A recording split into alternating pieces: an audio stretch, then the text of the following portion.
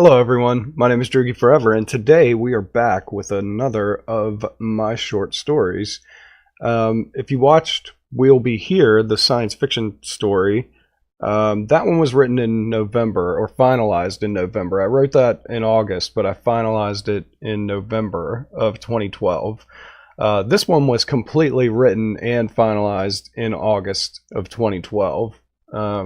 So this one's a comedy. It's not a science fiction story, or I guess it does have some sci-fi elements, but this one I wrote after reading Hitchhiker's Guide to the Galaxy for about the 10th time, and I wanted to write something that was Douglas Adams-esque. So I wrote this story called The Rock and I.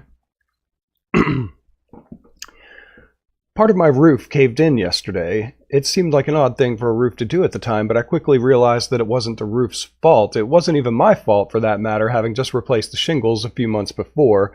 I can see how a roof wouldn't have much choice but to cave in if it had been neglected or treated badly, but that wasn't the case with my roof. I've always treated my roof with the respect it deserves. I could blame it on gravity. It did play a role in what happened, although it affected the other thing quite a bit more than the roof. Now that I think about it, there could be a lot of invisible forces to blame, but I guess the one that really stands out, the one that really played the biggest role in the collapse of my previously wonderful and structurally sound roof, was probably the rock that slammed through it. Now, I know what you're thinking. How did a rock make my roof collapse when they usually spend most of their time kind of lying around in their own filth, wasting space? Well, the thing is that this rock was about the size of a basketball, and it somehow figured out while it was floating around out there in the vacuum of space that the worst possible time and place for it to strike the earth would be the exact time and place that allowed it to crash through my roof, so it did. When I say that the rock figured this all out, I know you probably think that I'm exaggerating the situation by blowing the argument up to ridiculous proportions in order to mock and joke about what really happened, but no, I really mean that the rock itself figured this out. How can a rock think or figure anything out for itself? You say, well, I guess it's not just any old rock now, is it? We all know many perfectly ordinary rocks that have no ability to think or feel at all, but this one was different. Not only could the rock think, but it could reason as well. So if you can accept everything I've said up to this point, you might be wondering how I figured out that the rock could do this. After all, it's a perfectly valid question and has an altogether perfectly reasonable answer, which is this: I approached the rock in the damaged roof while reasoning out loud how this could have possibly happened when the rock began to explain about how there really wasn't a way that this couldn't have happened. At first, it seems like an odd thing for a rock to say. After all, I'd personally never heard a rock speak before. If you can accept the idea that rocks can talk, however, you'll quickly realize that there really isn't a way for them to control the way they move about. They don't have arms or legs or even opposable thumbs, so really there isn't anything they can do except kind of lie about wishing it had those things. The rock politely explained how sorry it was to crash through the roof like that, but it really couldn't have done anything to prevent it, and so I was inclined to believe it. Maybe it's just me, but I really didn't want to call the first rock in existence that could speak a liar. Well, now hold on a second, you say. Rocks can be liars too, you say? I'm sure they can, but since I saw myself as some sort of diplomatic representative of non-rock speaking objects at this point and really didn't want to muck up humanity's first correspondence with rocks and start some sort of all-out Earth versus Earthlings 100-year war, I was inclined to be agreeable with it. We do live on a planet covered with rocks, don't we? I know I wouldn't want to be forced to de-evolve and live in the ocean again just because one sorry sad sack was mad about a rock crashing through his roof, ruining it and his appetite just before breakfast. Before the conversation went any further, I took a few deep breaths, closed my eyes, pinched myself, opened my eyes again, and realized that I was fully awake, not on drugs, and seeing things exactly as I thought I was. You can never be too sure about these things you see, so I had to check. In my head, I was going over ideas of what I should do at this point, and they all seemed to involve calling someone on the telephone. As in, call the police, call NASA, call my mother, call the insurance company, call the newspaper, call a Scientologist, etc. Why is it that when something happens, the only thing we know to do is call someone else? I'm fairly certain that everyone in the world feels the same way I do when something inexplicable or unexplainable happens, which is, this is somebody else's problem. In the movies, it always seems like people are more apt to explore the darkness and investigate the unexplained, but in real life, most people just call someone else to deal with it, which is exactly what I was hoping to do at this point. The Rock, who was a mind-bogglingly brilliant judge of persona at this point for someone or something who I would have guessed had not been in contact with anything or anyone for quite some time, explained that he would prefer it if I didn't call anyone else just yet. If I had been looking at myself through a mirror, I would have seen my eyebrows raise up in that questioning and slightly bemused way they always did when someone said something I really didn't agree with, but since there was no mirror, I didn't see it. I am sure, however, since I felt it, that they did in fact rise up in the previously described way, which is why I'm mentioning it to you now. Come to think of it, I never actually mentioned what I or The Rock looked like for that matter, so if you are like me and picture things in your mind while you're reading, then you really have no reference or description upon which to place said eyebrows on. That being the case, I will now describe myself to you so that you can picture the aforementioned raise of the eyebrows, which I feel is really the most important part of the story at this point. As you can see, or not see if you prefer, I have never been the kind of person that has their priorities in order. For the sake of comedy and nothing more, I will go over my description as though I were a criminal being described over a police scanner. The suspect, that's me, in case for some reason you have just picked up this story and decided to start reading at this sentence rather than at the beginning like most normal and well-adjusted human beings, is a 6-foot-tall white male, approximately 160 pounds, wearing striped pajamas and slippers. He was last seen at his current address in the vicinity of his recently caved-in roof. Approached with caution, suspect is possibly armed with a rock and suffering from insomniac-related hallucinations. Now that you can imagine yourself as a policeman listening to my description over the scanner, place the raised eyebrows upon my face in your mind. I am absolutely sure that if you have done this correctly, I have sufficiently wasted enough of your time to continue with the less important but still equally engaging parts of the story. The Rock must have noticed the quizzical look which was expressed through the displacement of my eyebrows, because it then rushed to reassure me that it intended me and the rest of my home no further harm. I didn't bother to ask the Rock if it intended to pay for the damage it had caused to my roof, because as far as I could tell, the Rock was naked and had no wallet. I assumed, as I think anyone would have in my position, that it would have been impolite to mention the fact that thus far the Rock appeared to be naked, destructive, homeless, and broke. This, as you well know, can be very damaging mentally to anyone who had not realized those things about themselves until you so impolitely pointed them out. In order to accurately replicate the scene in your mind, I probably should have mentioned that in my hand was a cup of coffee. Up to this point, it wasn't an important piece of the story, but it has now become a crucial plot point, so I have to mention the fact that it was in my hand so that you can understand why the next thing the Rock asked me was if it could have some of my coffee. My eyebrows, which had just returned to their normal position, climbed upright again as though exercising their right to move. I'm sure that if I could have seen my reflection in the mirror, which we all know I couldn't, I would have appeared to be doing several quick impersonations of Marlon Brando. Once I had some semblance of bearings back, I asked the Rock in the least offensive way I can imagine how I would go about giving it some of my coffee. The Rock seemed to take some offense at this, despite my concern and what I thought of as careful wording, and explained that I could just give it the coffee. Confused and more than a little skeptical, I knelt down and held out my cup. For any children out there reading this now, I will skip over the outcome of this ordeal because it was both emotionally damaging and embarrassing to both I and the Rock. Suffice it to say that it did not end well. After the whole coffee ordeal was over, and both of us were again dry and in slightly better moods, we decided to switch the topic of conversation to age. The Rock seemed to have a curiously nondescript description of what age actually was, so I was not able to work out how old the Rock was as far as human years are concerned, but I did manage to give a fairly reasonable explanation of how old I was. For those of you who didn't hear my age on the police scanner earlier because I didn't mention it, I am 42. Taking an educated guess from the assumed facts given to me by the Rock, I would say it was about as old as the Earth, and may have in fact been violently detached from the Earth itself during the collision that ended with us having a moon. I'm not even bothering to repeat the exact words spoken by the Rock because they involve scientific principles that the common person wouldn't even come close to understanding, and also involved a wildly frustrating game of charades which resulted in me getting angry and giving up.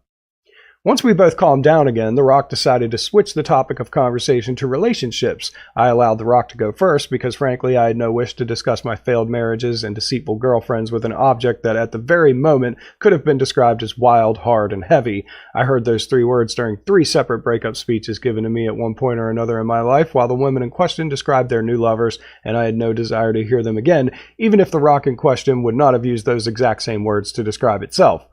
I politely listened while the Rock explained about its first relationship with a rather chunky planet called Bertha. I believe now that it was referring to Earth. After being torn from Bertha by its current partner, the Moon, the Rock was then forced into exile and spent quite a long time by itself feeling rather depressed and sorry that it had ever been born. According to the rock's account of what happened next, it was basically assaulted by a meteor that it didn't even want to get to know in the first place. The meteor then rushed off into space, never to be seen or heard of by the rock again. The rock spent quite a long time after that wishing that the meteor had stayed around. I guess it felt that if it had gotten to know the meteor just a little bit better, perhaps they could have fallen in love eventually while attempting to live happily ever after. After that, the rock apparently was cruising around by itself for quite some time while it spied something straight ahead that it referred to as Hot Mama. I believe that the rock described this particular infatuation as love at first sight. I didn't bother to ask the rock how it could fall in love with a planet in the first place when maybe it would be more suited to a rock closer to its own size. Also, I'm pretty sure that the rock was confused on the difference between a star and a planet, but I didn't bother to raise that point either. The rock explained that fate, in the form of Jupiter's gravity, had intervened and torn it out of the path of the lovely Hot Mama and sent it barreling into the surface of a cold, barren witch of a rock named Neptune. Forced into a union with a rock that it didn't love, it lost all hope and even went quite insane before Neptune decided it didn't need such a loser hanging around with all the nice cold cats on its surface. Showing just how angry she could be, Neptune unleashed a violent eruption that sent the rock spiraling towards Hot Mama once again. Feelings of hope and love returned to the rock, and it once again began to follow the reckless path that had once been its obsession. How the rock figured out the correct names for Jupiter and Neptune while remaining completely ignorant of the names for Earth and the Sun, which it thought was a planet instead of a star, I will probably never know. Sadly, long before it could fly screaming into the surface of Hot Mama, Bertha placed herself squarely in its path. The agony of what was about to happen tore its rock-hard heart in two. In an effort to make Bertha pay for dragging it back, kicking and screaming, it decided to hit something that didn't look like nothing. Unfortunately, that something turned out to be the top of my house, while the rock apologized for profusely during this part of the story. I really don't think the rock had much choice about where it was going to land anyway, so at this point I didn't see what I could possibly gain by making a big deal out of it. The reason the rock picked relationships as the next topic of discussion soon became apparent as the rock wrapped up its story in a nice tight little bow and explained that since he was here anyway and since I was here anyway, could I please help it find a way to be reunited once and for all with Hot Mama. As with most of the points one would have normally made during a similar conversation, but with a human instead of a rock, I decided not to point out that Hot Mama, or the sun, if you prefer, would have evaporated the rock before it ever had a chance to even touch the surface. I asked the rock exactly how it thought I could go about sending it into space, when I could barely afford a vehicle that would make it back and forth to work, so it suggested that since it was the first talking rock on Earth, perhaps if we introduced it to the good people at NASA, they might be kind enough to take it up to the International Space Station.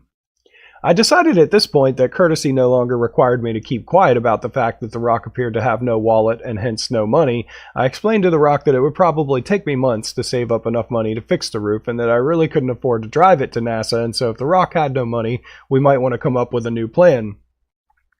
I expect that if the rock could have moved its body, it would have turned away from me in a huff at this point. However, because the rock could not move, it just sighed heavily and sat there looking as depressed as a rock with no discernible features can look. That would have been the end of the whole idea to go to NASA if it wasn't for the fact that at that very moment the rock began to cry. This was further complicated by the fact that the rock then asked me, since I couldn't take it to NASA and it would never be united with Hot Mama, would I please have the decency to smash it with a hammer or any other hard object just kind of lying around, and then smash the soon-to-be smaller pieces of its body into dust and spread the end result around any old place I felt like. I am in many ways a lazy, selfish, and uncaring man. These traits did me no bit of good at this point, because although I am sometimes every single one of those things, never before had I heard a rock cry. Anyone who doesn't know how much harder it is to listen to a rock cry compared to a human, I suggest that you go outside and kick the nearest rock in order to clearly understand how it feels. It may take you a while to find one that can talk. In fact, you may never find one that can talk, but if you do somehow manage to find one that does, I assure you that you will not be able to stand the sound it makes when it cries. Think of someone scratching their nails on a chalkboard. Mix that with the sound of a woodchipper pulverizing wood at high speed in an enclosed space. Add the sound of a street bike racing at over 150 miles an hour on the highway, and then mix in the sound of a blender at top speed while it's full of nuts, bolts, and any other random pieces of metal you may have lying around. If you can imagine all this in your mind, you will inevitably end up with a sound that's just a little bit quieter and easier to handle than the sound that a rock makes when it cries. From the time it started to cry, it took me less than 30 seconds to change my mind. At this point, I think I should point out that I lied profusely to the rock because, although I assured the rock that on second thought going to NASA was a splendid idea, maybe I had plenty of money after all, none of this was actually true. I believe I had something like $57 in my checking account and my credit card was maxed out, so attempting to drive to NASA on less than $100 was probably not the best choice I could make to improve my quality of life. But since listening to the rock cry would probably take years off my life, I decided that I would be happy to go broke if it meant getting the rock as far away from me as possible. Please keep in mind while you read this that I did not relay any of these opinions to the rock, so there is no reason to accuse me of mentally traumatizing the rock. No rocks were harmed in the writing of this story. I sighed and walked down the hallway to my room so that I could get dressed in a manner appropriate for this kind of situation. I had already decided that I was going to wear my light brown shoes, khaki pants, tan shirt, and light brown driving gloves in order to make sure that my clothes were soothing and appealing to the eye from the perspective of the rock. I figured since the rock could have been considered tan, maybe if I wore clothes similar in color to its own body, perhaps it would stay calm on the way to NASA and I wouldn't have to deal with any more emotional highs or lows. I went outside and placed a towel down on the front passenger seat so that the rock wouldn't ruin my nice fake leather seats that only had a few holes here and there. I thought about how to pick the rock up without touching it somewhere it didn't want to be touched, but then I realized that I really didn't want to ask it where it didn't want to be touched, so I just went for it without really looking at the rock in case either of us turned out to be embarrassed. I didn't want the rock to feel left out when I strapped on my own seatbelt, so when I placed it in the passenger seat, I decided to strap it in, despite the fact that it had no shoulder for the shoulder harness to protect. On the way to NASA, I grew weary of the constant parade of compliments aimed towards Hot Mama, so I decided to play some music. The first station was playing Hot Surface by Visitor. The rock began to sing along and even commented on the fact that this style of music had been named after it. I felt inclined to ignore that comment, as well as the fact that the rock seemed to know all the lyrics to a song that had been written and recorded long after he had first left Earth. I changed the station, but this just made me even more frustrated because the next song turned out to be Holy Mars by Mega Rock. When I changed the station again, I decided that maybe a nice country station would work. That's when I decided to just turn off the radio altogether and deal with having a mind-numbing conversation with a rock because they were playing Black Hole Suction by John Saturn von Mercury, and I just couldn't take any more space references at this point. I thought that when we arrived at NASA, it would take a while to convince them to let me in, but after they heard the rock talk, we were ushered into the building faster than you could say, usher rocks and people into somewhere where they shouldn't be and also shouldn't even came to be here when they really should have gone to a quarry or a mountain in the woods or in the street or maybe even the back of someone's yard and sat to see the way they feel about and talk about the things they want to do, or maybe even just be quiet while they sit and talk to you. Well, maybe it wasn't that fast. They did have to give us visitor badges first. I won't even get into how hard it was to pin a visitor badge on the rock. That's a whole other story. After the whole visitor badge debacle, we were finally able to meet with some of NASA's top men. Which top men, you say? It turns out that this part of the story is classified and can't be included for various reasons I never fully understood, but suffice it to say that they were important people with important jobs who sometimes did things that were almost important to absolutely no one but them.